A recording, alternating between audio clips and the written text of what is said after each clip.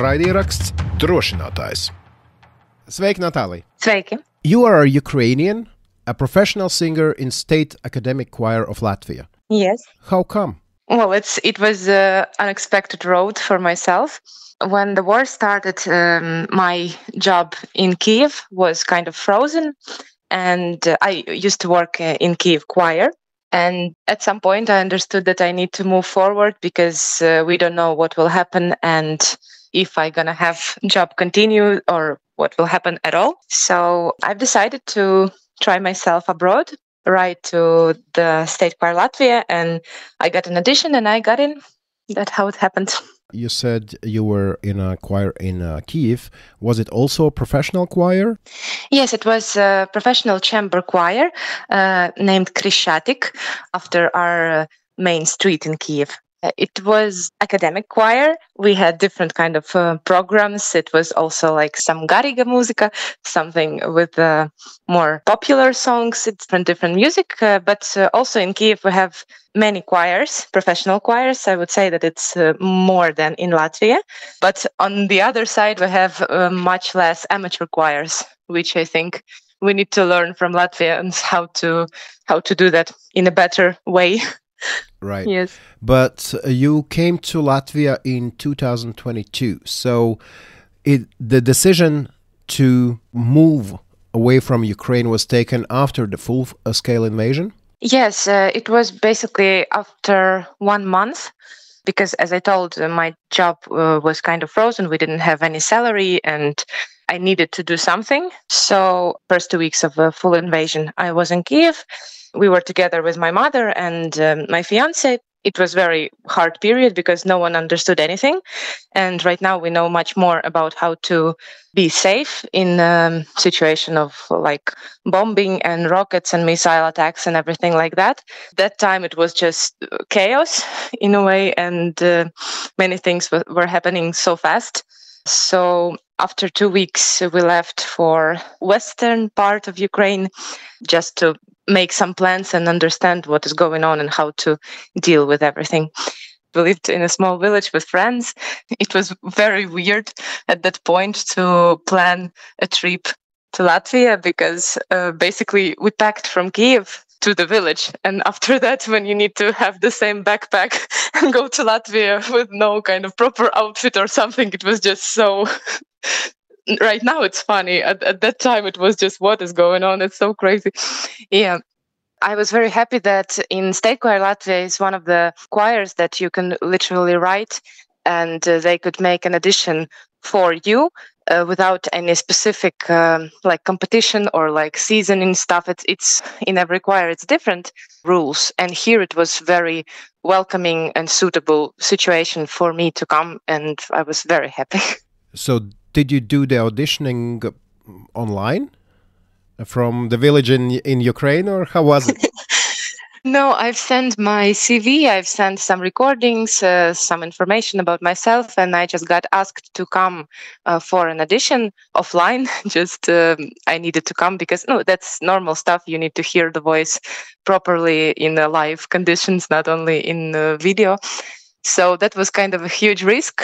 But also I understood that I need to take a chance because I don't have many options. I had few more auditions planned, but that was the first one and already successful one. So I stayed here.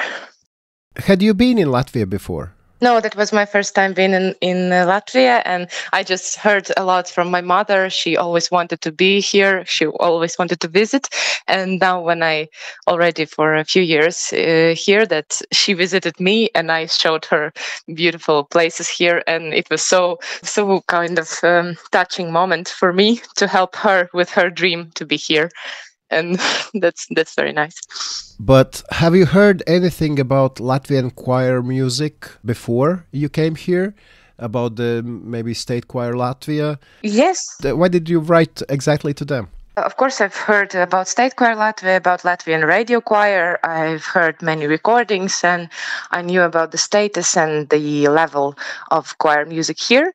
Also because at some competitions in Ukraine and abroad, many of my friends told about some great young conductors that are having like Latvian School of Conducting. And it was already a great level that I heard of. And I just knew that for my profession, it would be nice to try countries that are actually interested in this profession.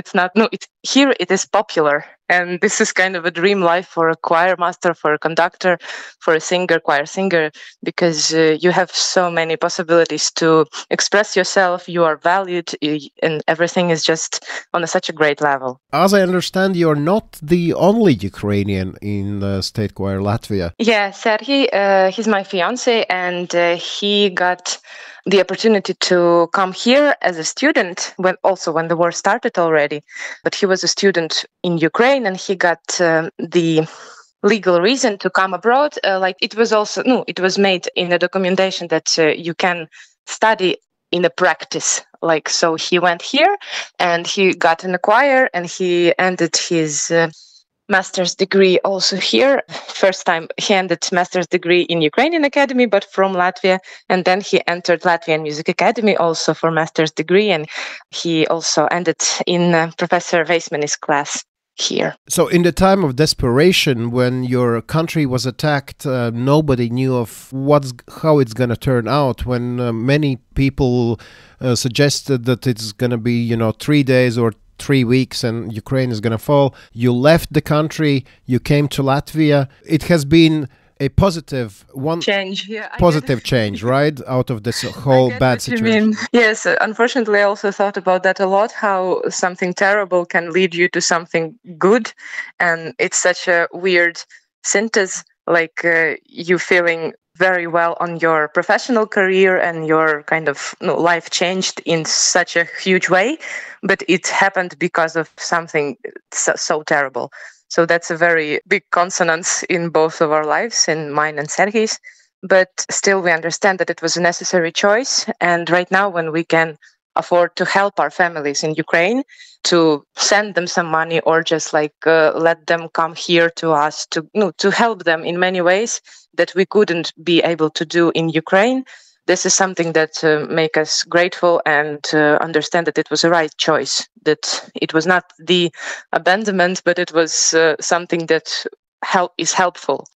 Right. And it also massively helps, I guess, that your fiancé is with you and you're not alone in a foreign country, right? Yes, that's such a huge difference. I had a friend who also went abroad after me. She went in Vilnius in their choir. Her husband, he had to stay in Ukraine, and she worked for a year, and she came back to Ukraine because without a family, without your loved ones, it's just pointless to have whatever you have. It just, if you don't have anyone to share it with and you are alone, it's just so much harder. So yeah, it's just a blessing. I will do an exception in this interview, and I'll ask next question in Latvian, so Latvian listeners can hear how you speak Latvian. And the question is going to be about when a person lives in another country, they eventually realize that, when you meet new people, the first 3, 5, 6 questions are basically the same because, people are interested in you, but they have the same questions over and over again, and you probably already know the answers to them like a poetry. My question would be, kādi ir tie pirmie jautājumi, ko jums parasti uzdod šeit Latvijā, kad jūs satiekat jaunus cilvēkus? Jā, varbūt cik līdzīgas ir kultūras, Ukrainas un Latvijas kultūras, un man tiešām ir liels prieks pateikt, ka mēs esam līdzīgi un mūsu dziesmas un mūsu domas, un es domāju, tāpēc, ka mūsu vēsturē ir līdzīgas situācijas, būt okupācija, zināt, kas tas ir būt Krievijas okupācijas, un tāpēc es jūtu tik lielu atbalstu no Latvijas valstī un cilvēkiem un manam kolēģiem, no visiem cilvēkiem, kuri ir mana dzīve šeit. Un es domāju, tāpēc mēs esam tik stipri kopā. Okay, now let's get back to English. Has the response to you as a Ukrainian who has come to Latvia changed in the past 3 years? Well, in my personal experience here, I wouldn't say that anything changed much. I know people are still very responsive in my circle of communication. Like everyone is looking for the news. Everyone knows what's happening. I have colleagues who are still in they are helping as much as they can. Recently, we had a charity concert with State Choir Latvia to help Ukrainian soldiers to get medicines for them. Also, on the last few years, we had few charity concerts with different choirs, with Choir Juventus, that I had been a choir master there, with the ensemble Eld Music, with Ukrainian, half Latvian ensemble Eld Music. It's elder music ensemble leading by Serhiy Zadorozhny. And we also had 2 charity concerts there. So, and I feel also in the audience that everyone is still very fresh and they pay attention to everything that's happening. That makes a peace inside myself and inside like Serhiy is also hard, because we can help not only with our words or thoughts, but we literally do it because here is such a nice people who are agreeing to doing this, and we can help literally raise the nation or just popularize Ukrainian music culture, choir culture. And I know that many people find it very interesting and something new for themselves, because as we talked about like how choir culture popular here, and some new music is always make a good resonance in the audience. Also, I can't be more grateful to everyone surrounding me in Valstskoris and in life here, because they had such a huge impact and they gave me personally great help when I arrived. Because as I told you, I arrived with one backpack and I didn't have anything, and I needed to do many things in such a short period of time. And when I rented the first flat here, I didn't have anything. And my colleagues basically collected just a huge amount of stuff and get it to me. And I was shocked because I wouldn't be able to do it myself. And I didn't expect that much help. And it was just life-changing in many, many ways. So forever grateful to them. And I can surely say that they are paying attention. They are not getting tired, as right now is like a popular way to say it. When the full-scale invasion happened, quite many Latvian musicians took upon themselves to sing some songs in Ukrainian.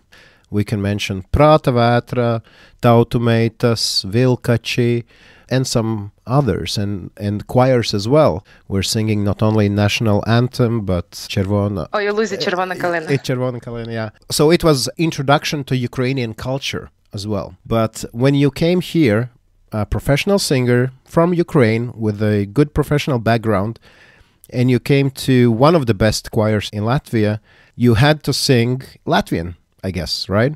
Yeah. How was that experience, trying to sing but in a language that is totally foreign for you? Well, that was actually also a cool story, because Maris Irmais, he took me in immediately. Like, I had an audition and he told me, like, in 3 days we have a concert. Will you participate already? And I said, yes, of course. Like, why not? Really? I'm not the quiet one. I can take responsibility. And he said, okay, it's something from Bach music and also some Latvian music. He told me that you will have some scores. And for those 3 days, that was the full immersion in Latvian language. For the things that I love about Latvian language is that very logical. So you can read it. And as a singer, that's a huge deal, because I can read it even if I don't understand it. I just need to learn like the letters. I need to learn some kind of rules, how to make it vocally correct. But basically, I can read it anyway. And this is, for a singer, literally the deal breaker. And especially when we sing something like in the French language or Italian or German, and when you need to do so many extra things that is not written. So in Latvian, that's not a question. You just learn the rules and you just sing much faster. So yeah, that was very fun. So really, your first concert was 3 days after you were taken in? Yes, that's true. And you sang in Latvian? Yeah, we sang in Doma Baznitsa with Andris Veismanis, actually. It was end of March. To sing in a state choir of Latvia is probably a dream of so many people in Latvia. because that's an ethelon of choir singing in Latvia. And here you are. You came to Latvia and sung 3 days after the audition. That's a crazy story, actually, right? Yeah. It was a surprise for everyone, I would say. Yeah, but also I'm glad that I could be in this choir and I could grow, and also to give something from my voice and my ability to this choir. This is also a great honor for me. Was so basically the lyrics to the songs were your first steps into learning Latvian language, right? That was yes, a sure. passive teacher or something like that. Yeah. After that, I took 2 courses, upgrade my Latvian. I understand that for some people it would be weird that after 3 years I still not give an interview in Latvian fluently. For me, I know that I am able to understand most of things, if not everything that people tells me. And so at work I am totally useful.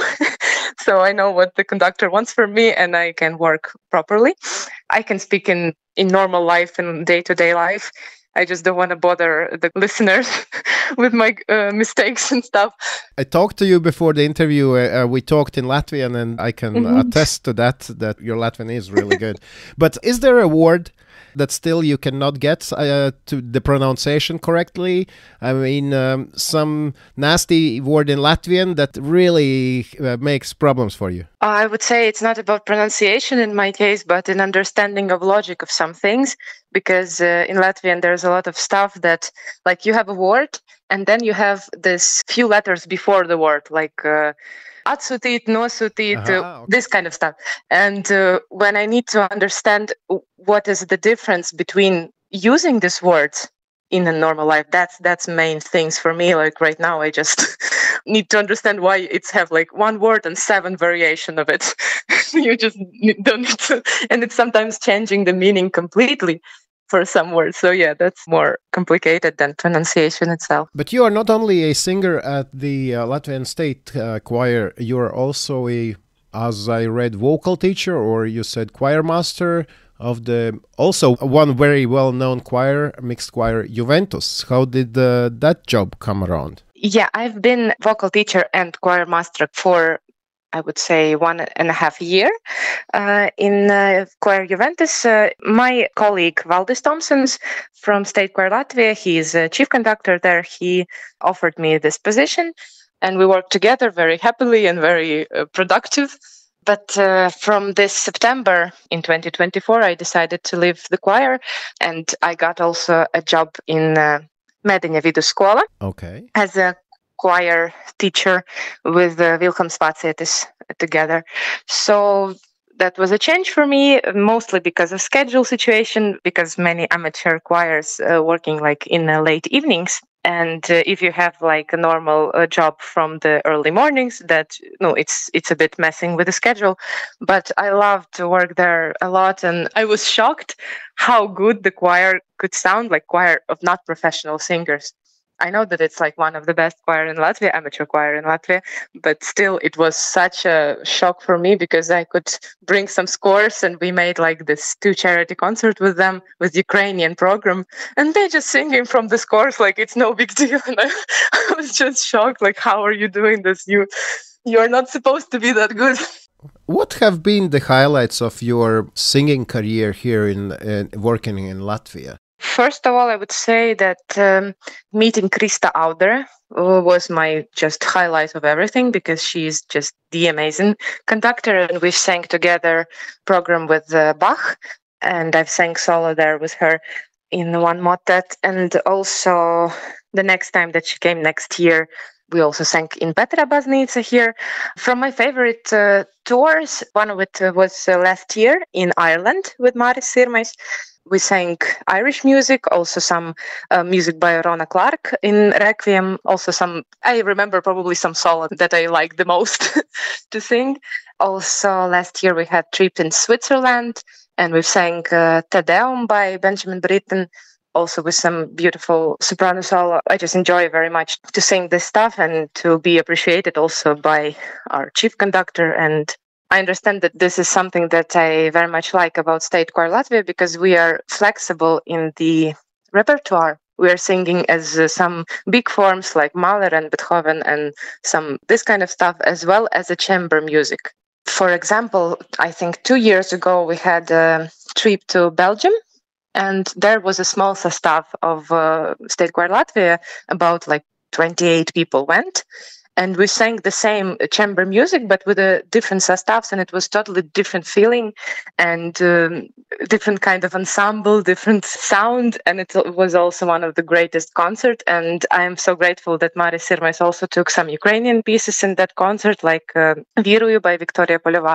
This popularization of Ukrainian culture abroad with such a choir and such a conductor, it's big honor and big deal.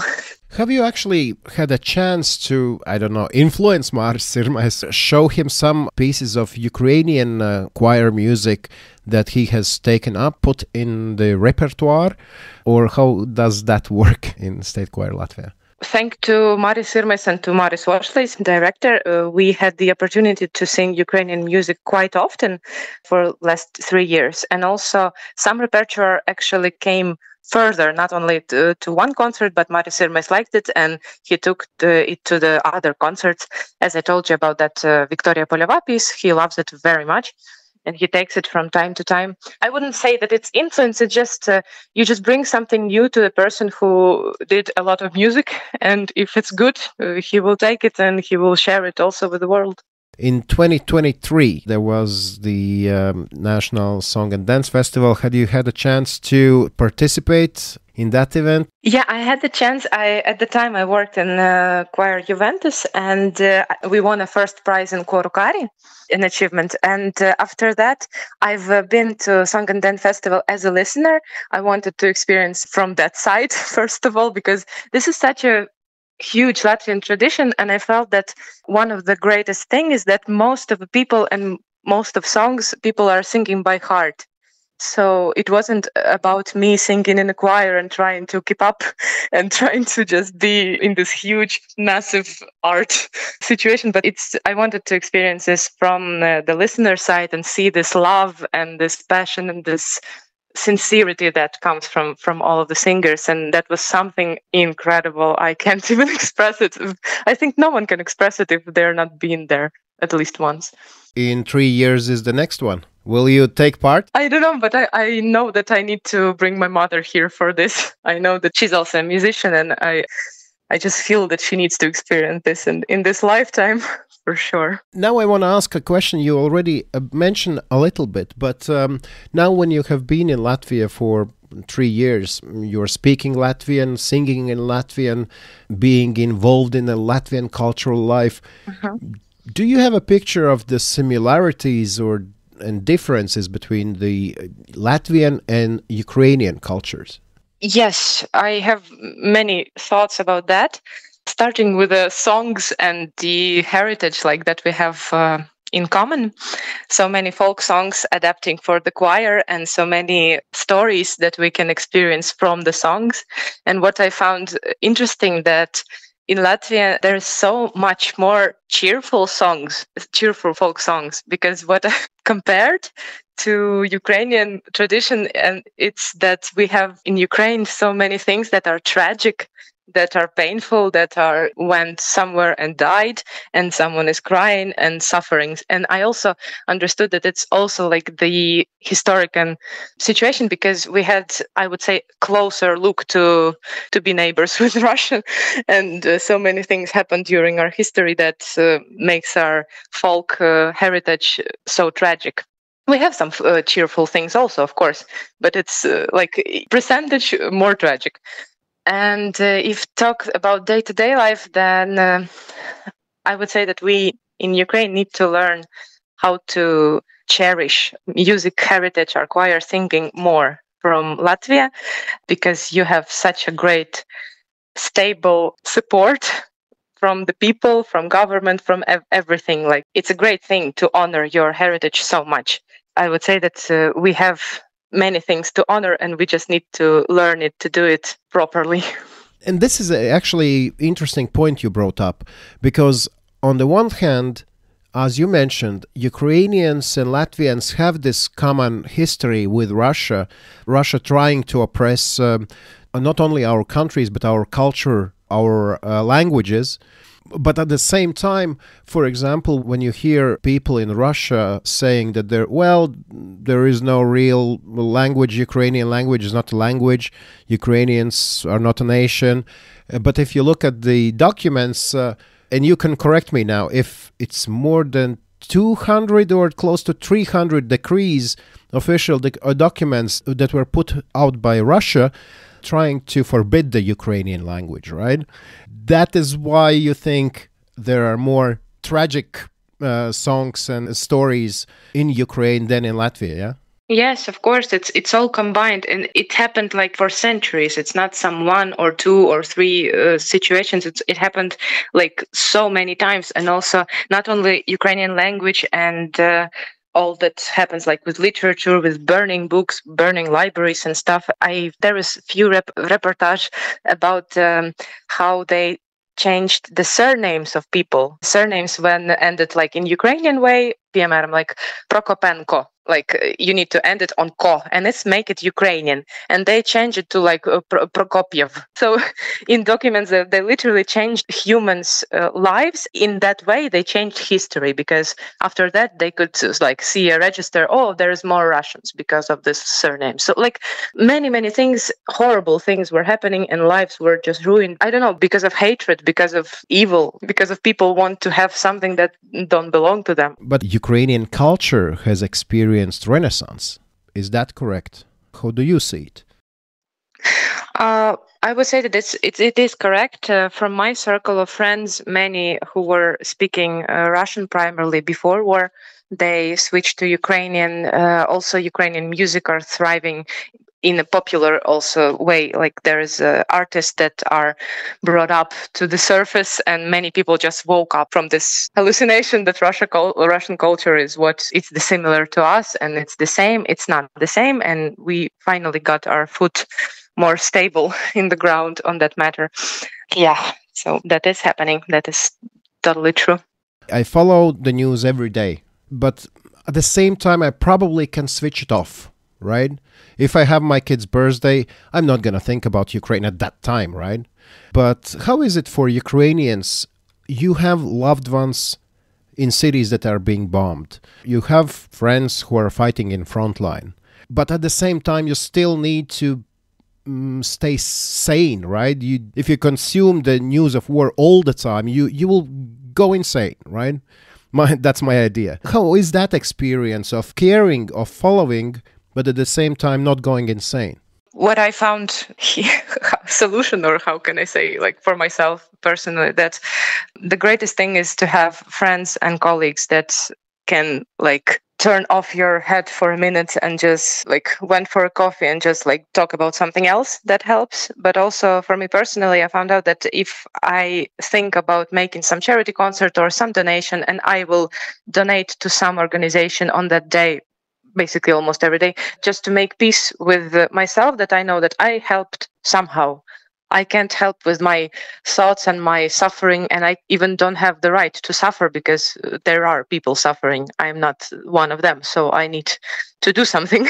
I need to help somehow. I need to change something that I am able to change, to talk about Ukrainian culture with someone, to share some scores, I don't know, to influence someone in some way. So this is the thing that I found helpful to myself, because if you do nothing and if you just read, you just feel helpless and you just like boiling in this whole mess of news. That definitely won't change anything, and it won't help anyone.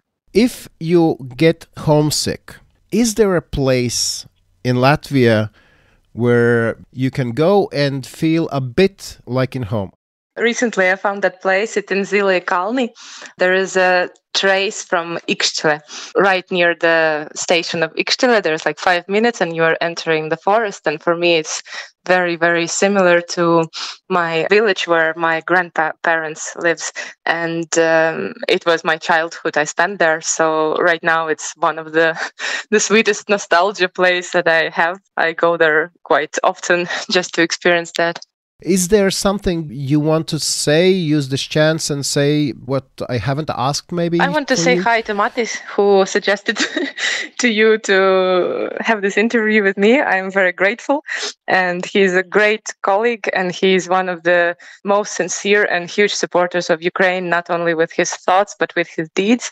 And I'm very, very grateful to him for that. Time to time we ask our guests, what should I wish you personally? Of course, victory against the occupiers, but for you personally, what should we wish? Safety for my family. Totally egoistic, but okay. Yeah, if it's not about the great scale of victory and like in that way, it's the most important thing. Okay, that's what we wish to you. Thank you so much for speaking to Latvian Radio. And maybe you have some concerts coming up with some Ukrainian music that our listeners could go to if you have some. Yes, actually we will have one on June 15, 15. jūnija, Rīgas salons mūzika. Tur būs koncerta ar Eld mūzika ansamblis. Tas ir sēnes mūzikas ansamblis, kur mēs dziedāsim Ukrainas un Eiropas baroka mūziku. Tur būs ļoti skaisti. Mēs jau dziedājam Latvijas radio, vienu reizi broadcast bija, un arī bija dažādi koncerti Rīga un Igaunijā ar šito ansambli, un priecāšos jūs redzēt. Tur 15. jūnijā 7. Lieliski! Aicinu arī mūsu klausītājus pievienoties un redzēt jau Natāliju klātienē. Paldies, Natālija! Paldies jums! Raidieraksts Drošinātājs. Paldies, Dievu, par lielisko interviju. Paldies, protams, arī Natālijai, jo bez viņas, protams, šī intervija arī nevarētu notikt. Ja tu man prasītu kādu vienu lietu, kas man ir nosaukt, kas man ir palikusi vispilgtāk atmiņā no intervijas, tas laikam ir tas interesantais, dīvainais, sarežģītais fakts, jeb apstākļus, ko minēja Natālija, ka lai cik šis karš nebūtu postošs, smags un ko tas daudziem ir nodarījis, viņas dzīvē tas ir pārvērties par kaut ko labu. Viņas dzīvē tas ir radījis pilnīgi jaunas, pozitīvas, nebijušas izmaiņas, ko viņa nekad nebūtu gaidījusi un domājusi, un arī līdz kurām viņa nebūtu nonākusi, ja šis karš nebūtu noticis. Un viņa arī pati atzīst, ka tā tiešām ir tāda interesanta, dīvaina sajūta, kā ar to īsti sadzīvot, ko par to īsti domāt, ka tas ir sagadījies.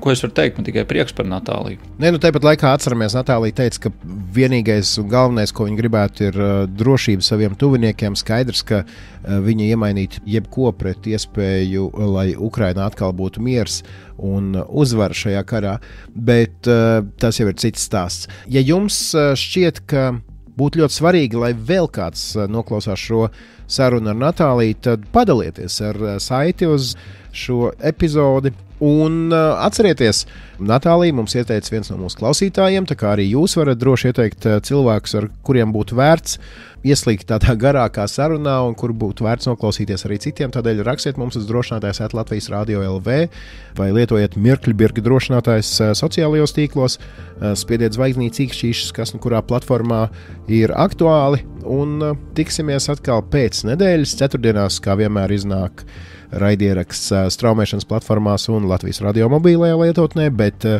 tiem, kuri neklausās mūsu straumēšanas platformās, tiem droši iesakiet klausīties mūsu Latvijas radio pirmajā kanālā katru piekdienas 6:15 vakarā. Jā, un noteikti varēsiet arī nedēļas nogalē, ja tā jau nav pagājusi, kad klausāties šo ierakstu, izlasīt arī noteikti portālā lsm.lv šo te interviju, tā kā arī to iesaku darīt. Tev vēl divu noslēgumā arī kas bilstams, bet es gan jau atvados, novēlu priecīgas un mierīgas lieldienas, novēlu ne tikai izšopoties, bet arī izdziedāties kārtīgi, iespējams ne tikai kādas latviešu tautas dziesmas, bet varbūt arī pienācis laiks apgūt kādu ukraiņu tautas dziesmu vai dziesmu.